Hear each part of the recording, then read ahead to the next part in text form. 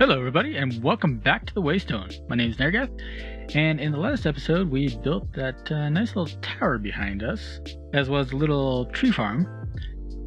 And in the beginning of this episode there's a couple things that I want to go over that I've done between episodes. First things first is that I've been doing some work with the villagers. So we got two farmer villagers that escaped that I kind of put in their punishment cells, I guess. I'm saving them for later so that I can use them for some farming or some things like that, later on down the lines, like an automated farm kind of deal. So that's what these guys are doing here. And the ones that are in the cell there, they're doing great. I think I have 6 or 8 in there right now.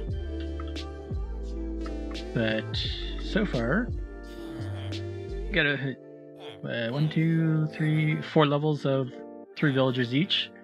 I have a couple farmers, a couple toolsmiths, a couple armor smiths.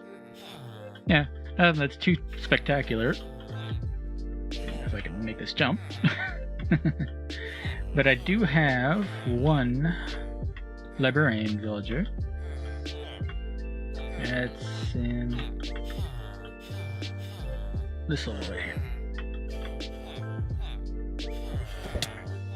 And with this one, I actually happen to have, at its very last trade, a mending book. However, it is, well, not cheap. So I'm definitely going to be still looking for a librarian that has mending for a lot less. But for the books that he has Power 2, and his first book was Punch 1. So, not bad. Not the best I've seen, but definitely not the worst. I mean, at least he has mending. We got a cleric here, so I can do stuff with breath and flesh, and get bottles of enchanting. So that's cool. And we got our second farmer here, which, of course, I've been messing with the farmers here. So I got cakes and pumpkin pies just because. And then up here at the very top, this is where I have some more. Got a weaponsmith, got toolsmith, and an armor. Yeah. Haven't really done much with these guys' trades yet, but I will eventually. So that's what I've gotten up to so far as the villagers go. And over here I want to show something. If you happen to have caught it, in my previous episodes, I had the sheeps over here, and I had quite a few more. And I went ahead and did an AFK session to get more bones. And when I came back out, I noticed I only had these 2 red sheep here. Oh, what the heck? Did something glitch with the server or anything like that? And I didn't think anything of it. And I, was talking with Waffle, and we kind of came to the conclusion that it was an unlucky lightning strike. Yeah. I mean, you talk about unlucky. Lucky for these 2, but unlucky for the rest of them. And then obviously we had a skeleton trap here that skeleton horses stayed here. I'm gonna keep them for now. I might put a saddle on them and whatnot later. We'll see. So, but the first thing I want to do in this episode is I want to put mending on my my Silk Touch pickaxe and my Fortune pickaxe. You saw I had the villager there with mending. I did do enough trading to buy a couple of them. Right here. So I'm going to go ahead put mending on those, and I'm going to go ahead and do our 1,000 block challenge. So I'll catch you guys when I'm done with that.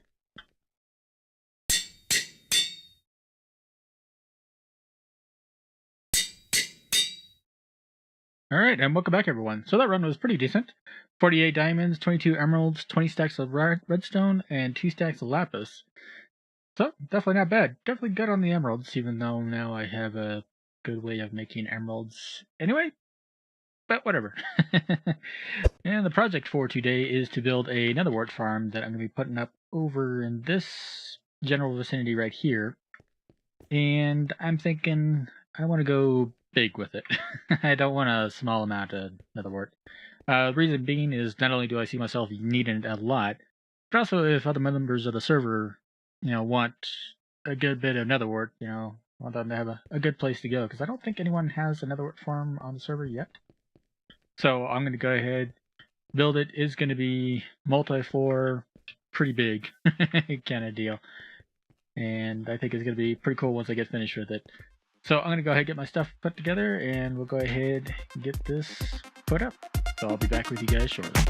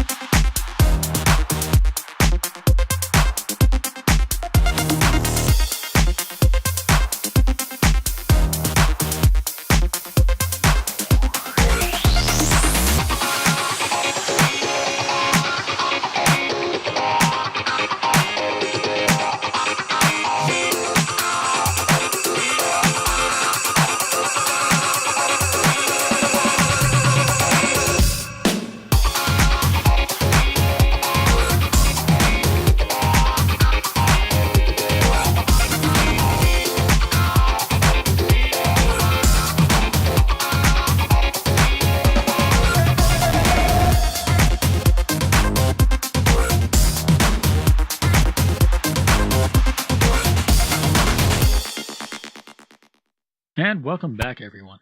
So I got as much done with the building as I can get done today. Unfortunately, I'm running short on time for recording, so I'm having to cut this one a little short. I realize that this episode is a little shorter than normal.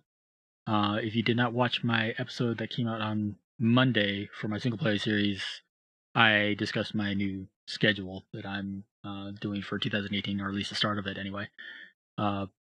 With my single player series staying on Mondays. Waystone is coming out on Wednesdays now, and on Fridays I'm going to be releasing the Feed the Beast Revelations series on the Craftonomical SMP server. So look forward to that. The release time for each of those days is going to be noon Eastern, so that's part of why I'm cutting this one a little short. And I made the mistake of changing my schedule, but not changing my planning for my projects as far as like when I get materials put together and whatnot. So that was a whoopsie on my part. I'm sure if you guys have done any big projects in Minecraft, you kind of know, you have an idea how that goes. But anyway, I'm going to be continuing this on the next episode. So yeah, and I'm not going to leave this one hanging for too long. But as it is, let's go ahead and head over there and take a look at it. So at the bottom here, we got this glass tube here. This is where all the netherwart's going to fall down. Basically, it's going to be a push button operation. You can go over to, I'm probably going to put the panel like over on this side. Go over, push it, it flushes all the netherwart down, and then we'll have storage in the back here. That means is I'm also going to have a separate item elevator to bring it back up to put in there, but I think this is going to be kind of cool. It kind of adds a little bit of motion to this kind of thing, kind of make it a little more interesting than just, oh, hey, I pushed a button and netherwart's going to the chest. So that's the whole reason for that.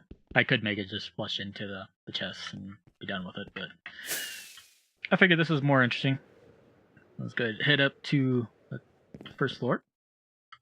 And obviously I'm going to have stairs heading from the ground up here. I just haven't got that far yet. But as far as like the whole setup for the farm, it's really simple. You just have 2 dispensers in the back there, both of them with water buckets in them. And so, like I said, you press the button and it'll dispense the water. And that's what these trapdoors are here. They're here to hold the water back, at least until they change the water mechanics. But yeah, that'll work pretty good. It'll just flush it all the way to the end here, which will go down to some water streams that condense it down to the middle block here and send it on down. So it's a really simple setup. And then we get, just this walkway on the other side, not only so you can look in, just so all the netherwart goodness there, but also so you can just walk around here and go on up. And then I'm going to be putting, all the redstone behind the wall there. I think it'll be pretty good. I haven't decided exactly what I'm going to do for the actual exterior of the house, or the building. But that's gonna be something I'll have hammered out and figured out by the time I start recording for the next episode. So, as it is, like I said, it's all the time I have for recording today, so hopefully you guys enjoyed it. If you did, make sure to hit that like button. If you're not already, consider subscribing. You can follow me on Twitter to know the next time I upload. But until next time, guys, have a good one.